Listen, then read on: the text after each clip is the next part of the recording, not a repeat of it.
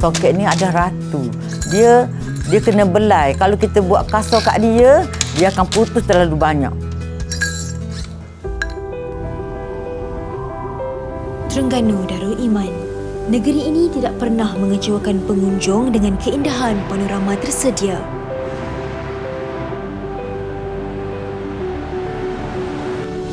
Salah satu tarikan pelancong di sini adalah jambatan ikonik, Jambatan Angkat Kuala Terengganu, direka bentuknya yang cantik dan unik.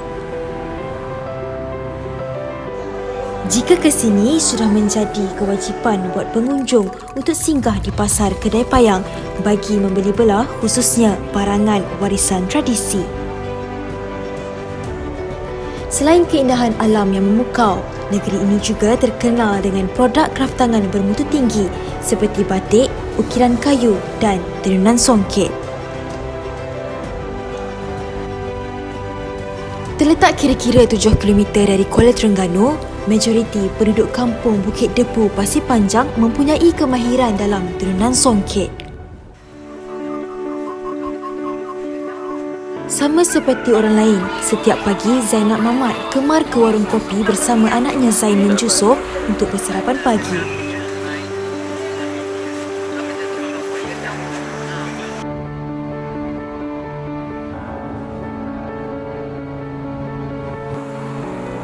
Songket Terengganu, Pasir Panjang.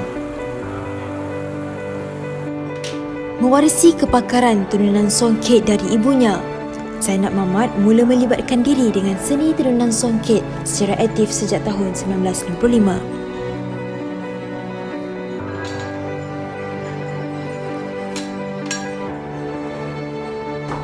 Lebih mesra disapa dengan panggilan Mak Ngah, ibu kepada 6 orang anak ini sanggup menolak tawaran bekerja sebagai guru dan jururawat kerana nilai cintanya yang mendalam terhadap seni tenunan songket sejak di usia 13 tahun lagi. Kita tengok mak kita, tok kita dan sekitar kampung tu semua tenung songket. Dari dalam sekolah lagi. Orang balik-balik sekolah, curi-curi tenung lah, curi-curi buat main. Suka sangat dengar. Kan dengar gitu kan, lekang itu. Kalau orang dulu kuat lagi bunyi. Pasal dia pakai ni, torok ni, kayu. Sekarang plastik dah comel bunyi. Dulu comel bunyi. Tang. Suka sangatlah budak-budak. Sudah terkenal di Malaysia sejak abad ke-15 yang lampau, industri tenunan songket berkembang pesat khususnya di negeri-negeri pantai timur seperti Terengganu dan Kelantan. Kain songket adalah hasil dari tenunan benang sutera atau kapas dengan benang emas atau perak. Uniknya, seorang penenun yang mahir tidak melakar corak songket di atas kertas sebelum kerja-kerja menenun dilakukan. Sebaliknya, ia tercetus secara spontan mengikut imajinasi dan kreativiti masing-masing. Sejarah songket kat Terengganu ni Mak tak boleh cerita. Sebab setahu Mak songket lah semua kerja. Semua buat songket. Sekarang ni pampuk puda sikit budak-budak tak berapa nak buat. Kan dulu semua. Dia buat di bawah-bawah rumah dulu. Satu rumah, 2, 3. Jadi suka lah. Kerja cepat. Tak apa panggil, tak puas lah ramai.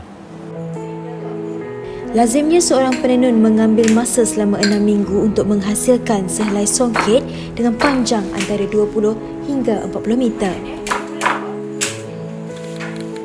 Bagi melakukan proses menenun songket, teknik menyongket akan digunakan. Teknik ini boleh dilakukan dengan menggunakan lidi buluh atau bilah nibung melalui benang losing di permukaan alat tenun. Ia dipanggil K tenun. Usai benang karat butang disediakan, proses menyongket boleh dilakukan. Benang ini digunakan untuk mencipta corak atau selaman benang emas.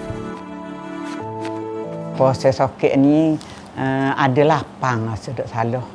Pertama, color benang, celup benang. Kita panggil celup, orang panggil color lah, buat color. Lepas pada tu menerah. Lepas pada menerah, menganing. Lepas pada menganing, gulung. Lepas pada menggulung, mengubung ataupun mengarak. Lepas pada tu menyokek. Lepas menyokek, nyapok masuk gigi. Lapang. Mak Ngah beruntung kerana perusahaan songketnya banyak dibantu oleh anaknya Zainun Jusuf. Lazimnya, Zainun akan mencelup benang sutera putih dengan warna yang terang sesuai dengan permintaan pelanggan.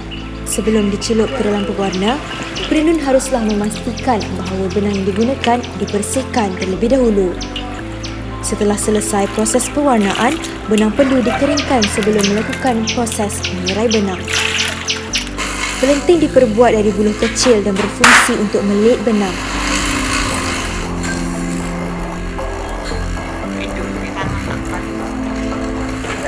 Proses melerai benang ini boleh disempurnakan dengan bantuan alat Darwin dan alat pemutarahan.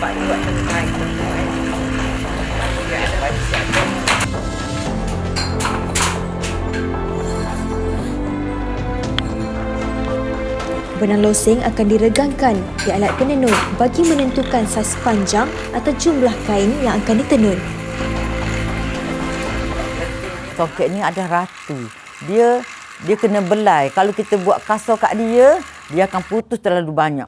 Tapi kita buat halus, maknanya kalau kita rasa penat kita lari dulu, lepas tu kita sambung balik beki, baru dapat hasil tu. Yang tu baru kita rasa puas hati.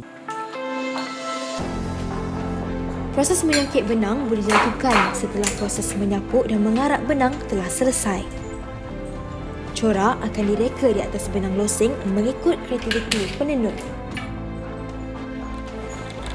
3 atau 5 lembar benang losing akan disongkitkan dengan menggunakan lidi, kemudian benang akan diikat. Proses ini dikenali sebagai proses mengikat butang. Setelah selesai semua proses, alat torak yang diisi dengan benang sutera dimasukkan di celah-celah benang losing mengikut corak yang ditentukan untuk proses menenun. Semua corak ini akan ditenun sehingga menjadi sekeping kain.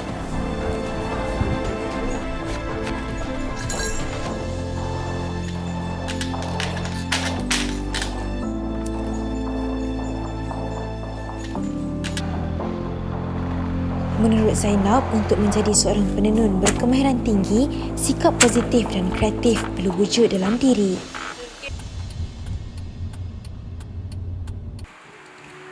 Mak Ngah sering menghantar benang losing kepada jiran terdekat yang mempunyai kek tenun sendiri di rumah mereka. Bukan sahaja mempercepatkan proses tenunannya, namun Mak Ngah juga boleh membantu jiran yang berpendapatan rendah untuk menambah duit poket mereka. Walau dikurniakan kejayaan dan rezeki dari Ilahi, Zainab tidak pernah kedekut untuk berkongsi nikmat yang diperolehinya dengan orang sekelilingnya.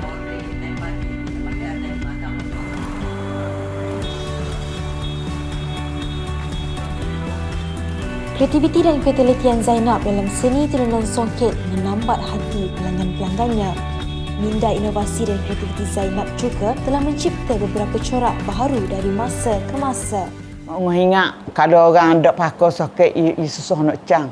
Dulu ada dia lakuh antara bunga ni dengan bunga yang kedua tu dia bersambung. Kita orang kenal di situ. Sekarang dia tidak sambung juga. Dia buat macam kita kok asing juga. Macam mana? Tapi mak dak kata oleh katalah habis benang dia mungkin lain. Dia orang cakap kita tanya kok orang-orang beli kita macam mana pakai.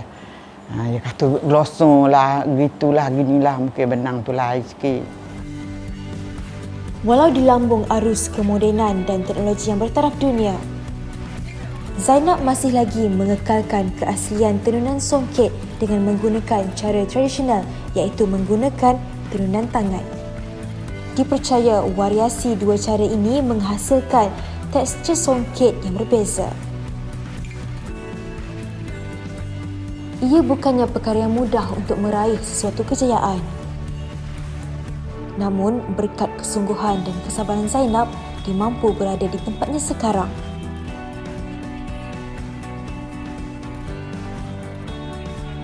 Jika dilihat pada keindahan dan kehalusan corak tenunan songket yang dihasilkan Zainab, tidak hairan lagi jika ia laris dikomersialkan di dalam atau luar negara.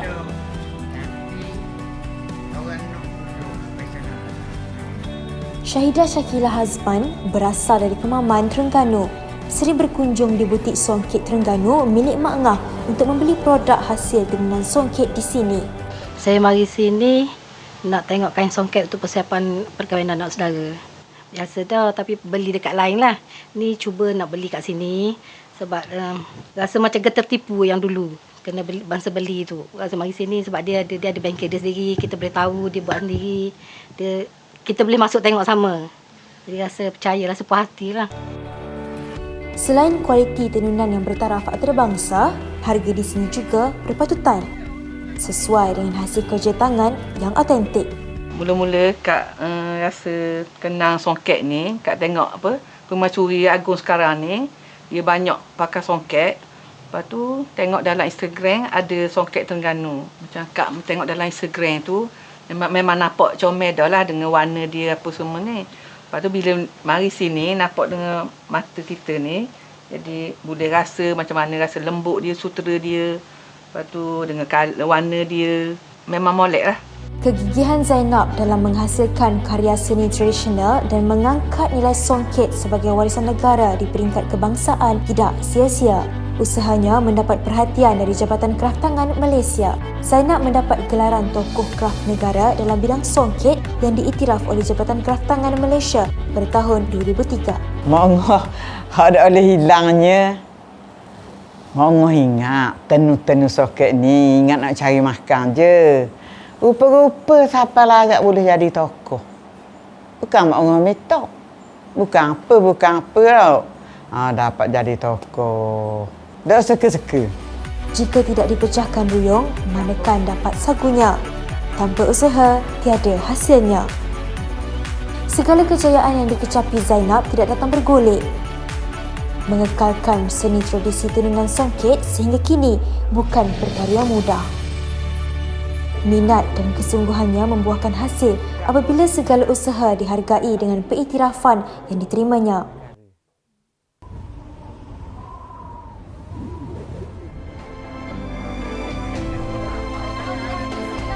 Zainab bersyukur kerana anak perempuannya juga mempunyai minat yang mendalam dalam seni tenunan songket dan bersedia untuk menjadi pelapis menyambung legasi tenunnya.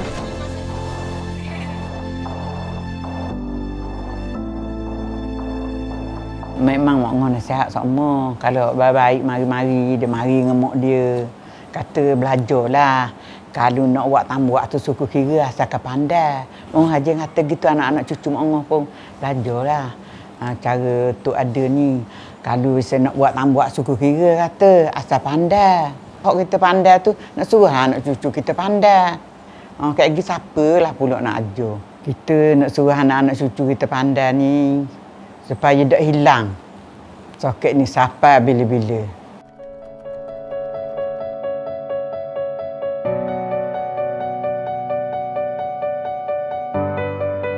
Walaupun proses tenunan songket ini rumit, Zainab masih berharap agar warisan turun-temurun keluarganya tetap diteruskan.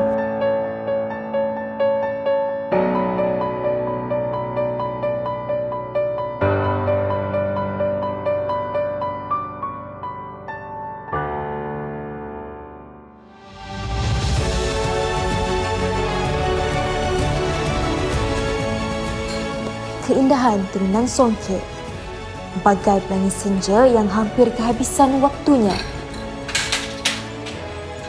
Perjalanan Zainab dalam mengekalkan warisan bernilai ini tidak terhenti di sini. Segala kudrat akan dikerah bagi memastikan seni tenunan songket berada di puncak dunia.